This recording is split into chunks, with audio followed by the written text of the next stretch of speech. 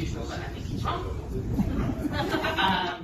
This one allows school boards to create education savings accounts to allow parents to pay for alternative education programs. This is the first time I've ever seen a bill like this. This is totally new to me. Around for a few years, you might recall that for years, Delegate LaRock brought legislation to try to create these education savings accounts. It's basically it's another word for a voucher. It's just a way for parents to pull their students out of public schools and get public money to then go spend on private school or a whole list of other things. So this version, Delegate Frias's version of the education savings account, will be available for low-income students who are currently eligible to attend public school, and parents pull them out of public school, and they would get all of the federal, all of the state, and all of the local funds that the school division would have otherwise been eligible to get.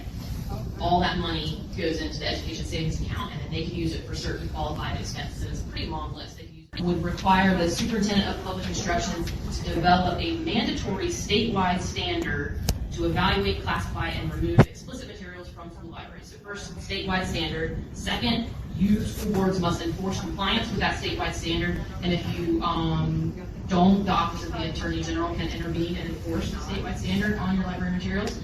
Third, gives parents rights to review all educational materials and library materials. This isn't limited to library and educational materials.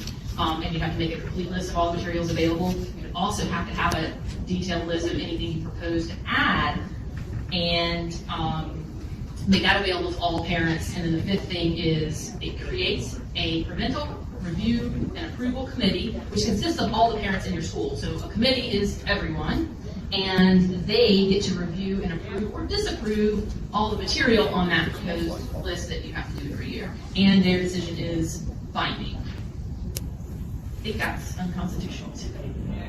But thank goodness for the Senate this year on some of these things. And then another bill by Delegate LaRock.